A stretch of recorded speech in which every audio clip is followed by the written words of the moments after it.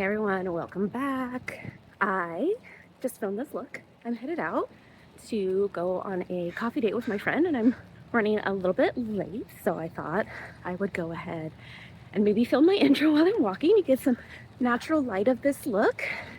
Just playing with my Alice in Wonderland palette today, doing a really fun blue look. I don't do blue very often, so it was a little bit of a challenge, but I think it turned out pretty cute. And keep on watching if you want to see how we did the look. You want to hear a little bit more about how my year of awareness is going, how my January went. Gonna catch you up a little bit more on that. I know we talked a little bit in my last video. Let's go ahead. Let's just get right into today's video. Like, subscribe, all the YouTube things. Let's get into it.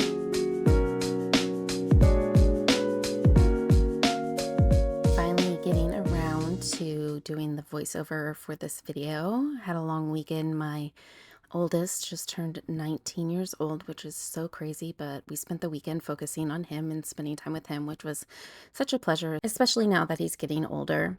I am putting on some of my e.l.f. eye primer, and the video is sped up here a little bit just because I didn't want to talk for an hour. My cat is sitting behind me. I didn't realize she was licking herself the whole time, so I apologize.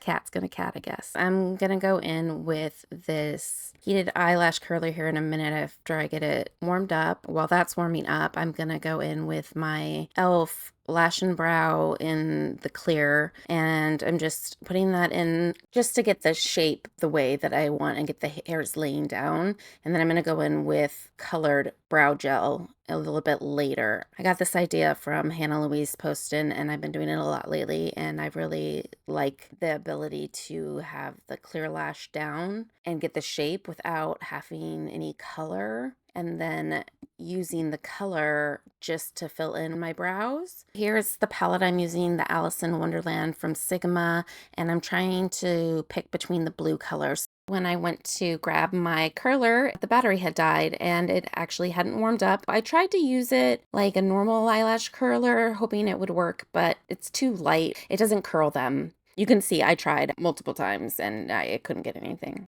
Even after holding it and holding it and holding it and holding it, and this is sped up and I cut out a whole bunch. It wouldn't curl. Note to future self, remember to bring a backup eyelash curler with you.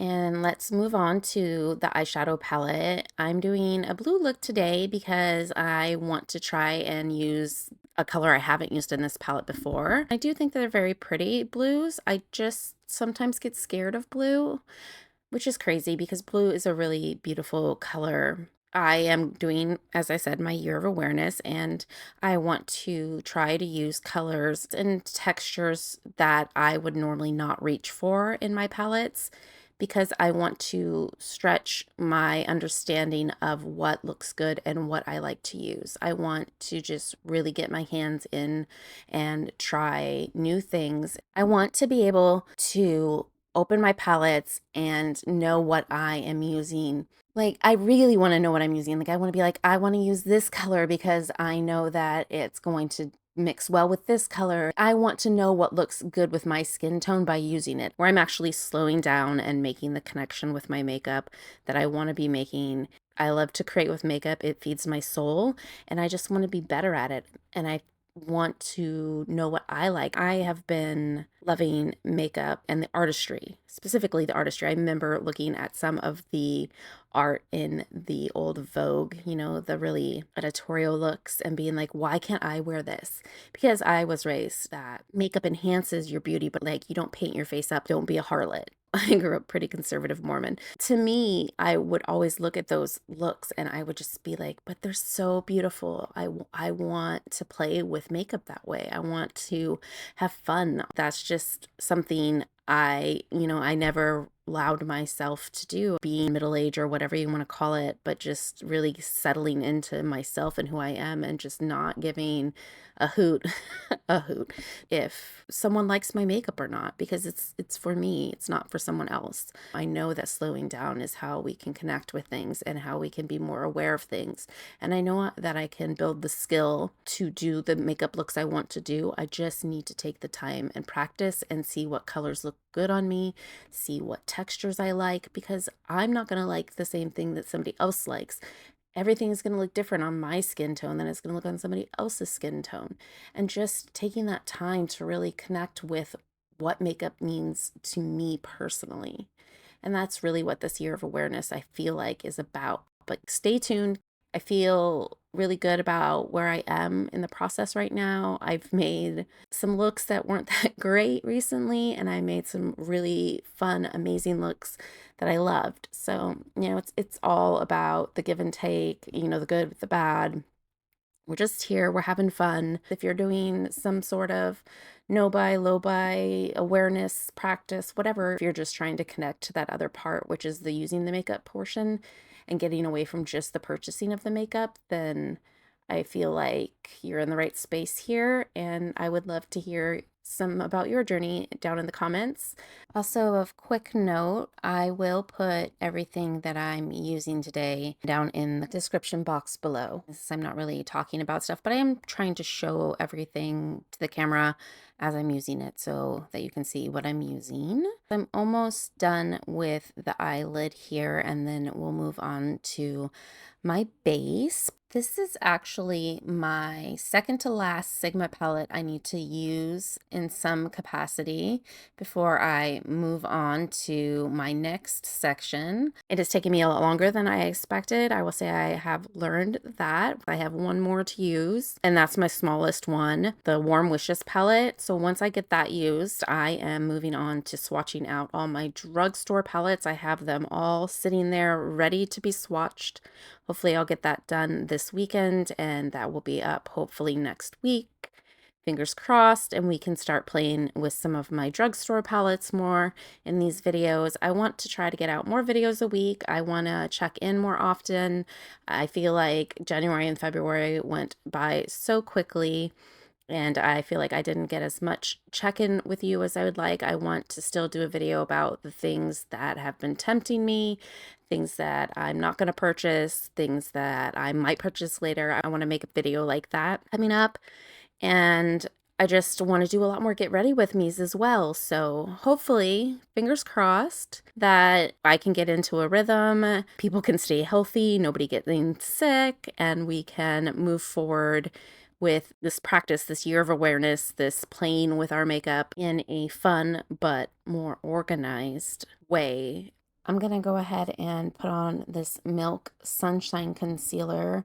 I've had it for quite a while, and I had forgot how much I actually loved using this underneath the Monica Blunder cover, which is what I'm using here today as well for my foundation. Is such a light texture, but gives a good color correction under the eyes and anywhere I need a little brightening, that when I put the Monica Blunder over it, it's not too much, because the Monica Blunder is a cream, and I find, creams can sit a little heavier. I heard someone say the other day, claustrophobic when it comes to foundation. I was like, oh my gosh, that explains it so well. I'm claustrophobic when it comes to foundation. Like, I don't like to feel like my base can't breathe. I like a thin layer on my face. I don't like to do a concealer and the Monica Blunder cover as well. It's just too much. This Milk, because it's a color correcting serum and not an actual concealer, it works really well for this. I also like it for no makeup. I can just put this on my face with nothing else,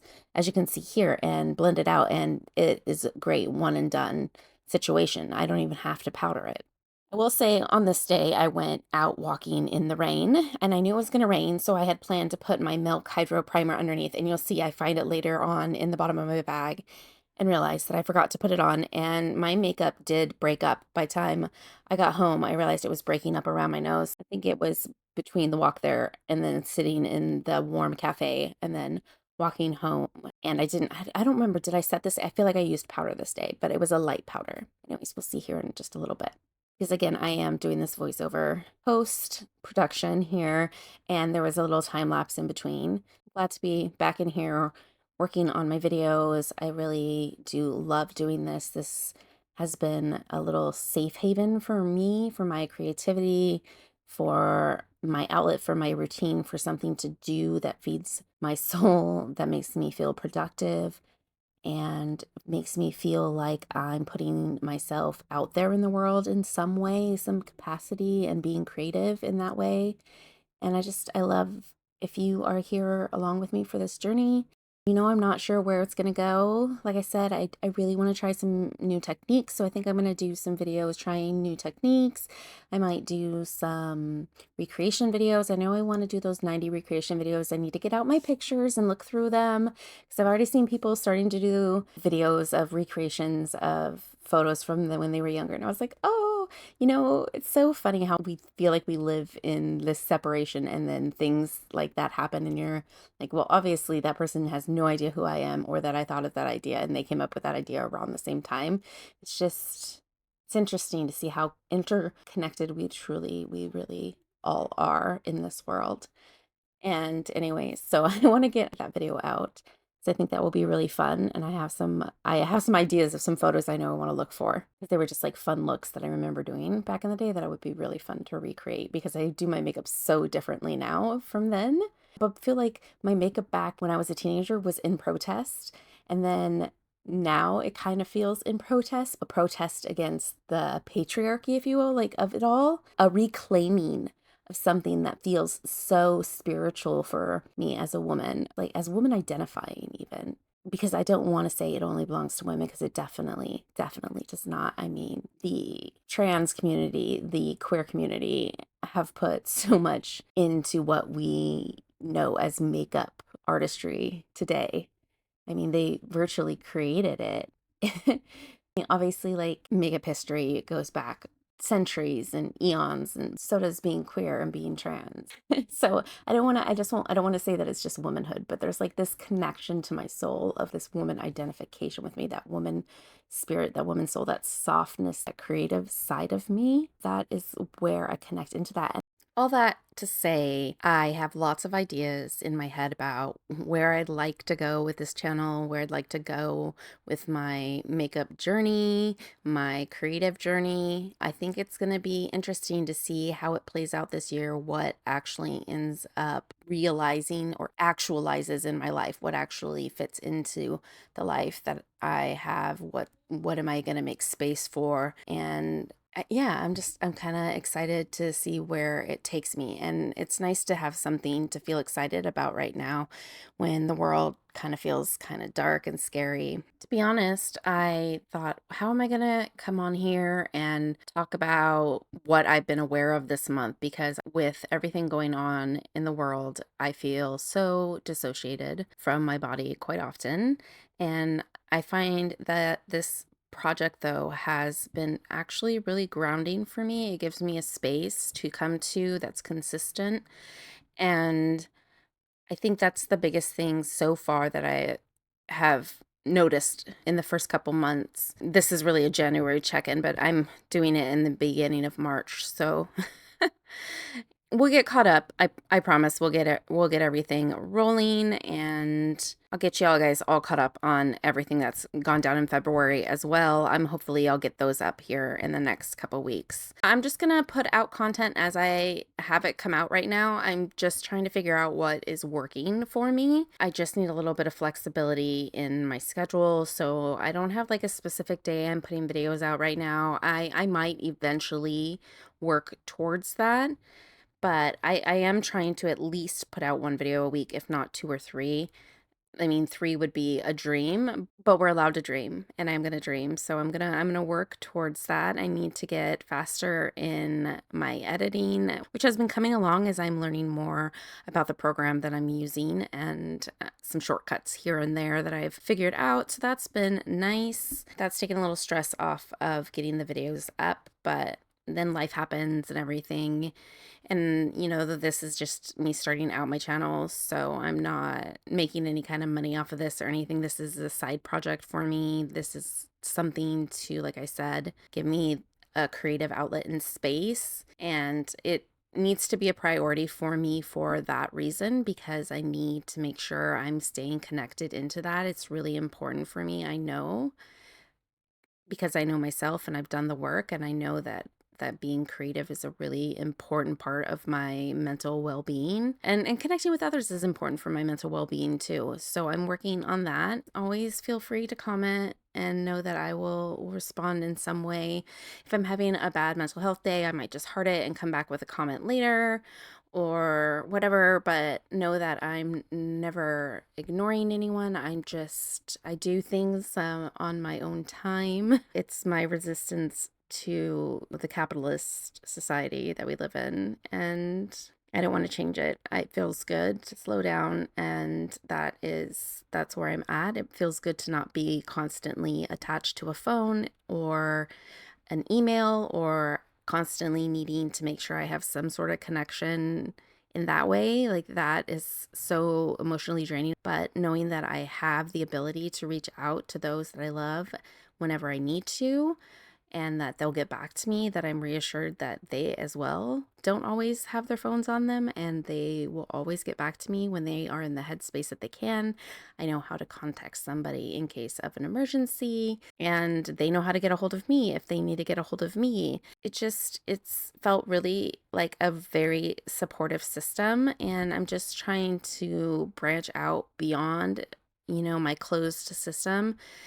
And I don't know, I've really enjoyed this. So thank you for being here. I know I've said it a bunch in this video, but I do really, really appreciate it. I feel like all of that, though, was really more unpacking what I learned about myself and not what I learned about my makeup. So let's unpack a little bit what I learned about the actual makeup this month as well before we end out the video. And I think one of the biggest things I realized this month is that I need to be swatching out the colors on my fingers every time I am putting a shadow on my eye right now. And then maybe forever. Maybe that's what people always do. And I know I've seen people do it. I don't know why I didn't do it myself before, because what you see in the pan is not what you're going to get on your eye. I mean, your swatch isn't even going to be what you're necessarily going to get on your eye, but the color in a pan is not the color in the hand. The color in the pan is not the color in the hand.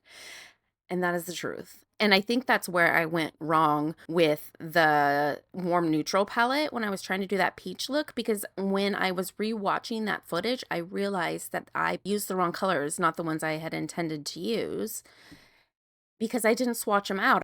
They look different, and I need to remember to swatch items so I make sure that I'm using the right colors.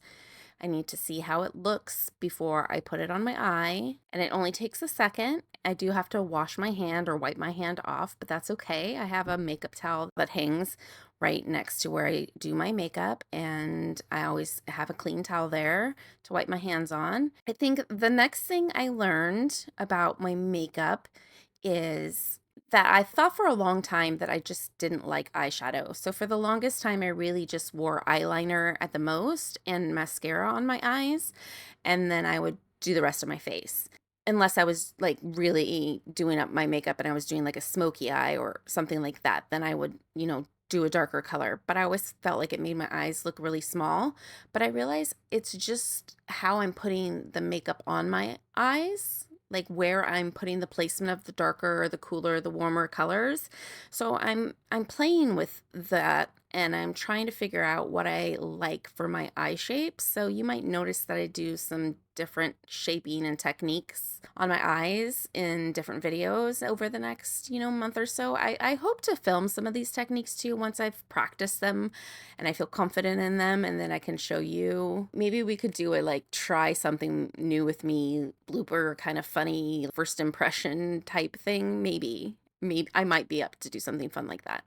But for the most part, I'm actually really trying to figure it out. I'm trying different eye techniques, color placement, cool, warmth placement, neutral placement, and also just realizing that more bright, vivid colors and more muted colors, which that sounds so opposite, right? Vivid and muted, but those are the two that show up the best on my skin. If I've got those deep jeweled tones, they are just really overpowering on me. They're too dark. Mid is my dark tone, like a deep gray is so much better for my outer corner work than a black on me. I mean, black is beautiful and it does look good on my outer corner, but I have to be a lot more careful, a lot more precise. And if I go in with a deep smoky gray though, So beautiful. And even not even gray, do a smoky brown, a cool tone brown. Oh, beautiful. Love it. Love it, love it, love it. Anyways, I'm finding that I really like to use a primer on my under eyes. I've been using my Milk Makeup eye primer, and I've really been loving that. It has helped a lot with the like crepiness that I can get because of being, in my 40s. I do have a little crepiness under there. You can't tell that there's anything there until I put makeup on it though. But with using that Milk Hydro Grip eye primer, I have been able to not have that texture be a problem anymore, at least not nearly as much at all, if at all. This is my son, by the way, right now telling me that I'm running late. This is already sped up, but I start to move a little faster because I realize, oh crap, I need to get going, because he's like, aren't you supposed to be going out now? And I was like, oh crap, you're right. He's so good. He kept me on time. I love my kids. Anyway, I had to tell you that was the conversation that was being had there, and why the panic look kind of came over my face. After I get this cleanup done, I'm gonna go ahead and go in with this silver very lightly under the brow bone, and then I will take a pencil brush and I'll go in with it a little more concentrated right at the brow line and in the inner corner. And I love it because I look like a fairy at this point. I look like my dream of being a fairy. And that makes me so happy. Unbelievably happy. So I really do like how this look turned out. It's a little intense, but you know what? I felt completely comfortable wearing it, and I thought it was beautiful. And the texture of this palette is really beautiful. It is got this just sophisticated texture that doesn't make my eyes look like I'm 13 and I have a ton of glitter all over my face. That was a vibe when I was 13, but like I'm 42, almost 43 now, and we're stepping it up. This, I feel like, gives that little bit classier vibe. It's still not what the typical classy, but I don't want that. That's like not what I'm going for. Absolutely not what I'm going for. Anyways, this was a really fun look. I'm glad I went out of my comfort zone with this palette, and I would do this look again. I definitely would. I want to play with some more of the colors and that silver and make some fun looks as well. I have some more plans with the Alice in Wonderland palette for sure that I want to do. And then I'm just using my Milk mascara. My poor lashes don't have a chance. I didn't get to curl them. And this did give a little bit of lift, but my lashes, they need that curl first. This Milk mascara has been amazing. It didn't curl my lashes for me, like I said, but it gave me a little bit of lift without having a curl. But when I curl my lash, it holds like no other mascara has ever held before. I love it so much. This lip is a little warm for the eye look, so I'm going in with this blue lip balm from Mob Beauty. It's Courtney Quarantine's color, and it's the perfect balm to go over top something that is too warm. Oh, and now my cats are fighting over me. So this is my older cat, and she's mad because my younger cat is sitting by me, but now I'm spraying my face, and my poor cat is like, what are you doing? Why are you spraying that near me? The face she makes. Zooming in so you can see it. Anyways, everyone, that's it. That's a wrap. We made it to the end of the video. Until next time, everyone. Peace.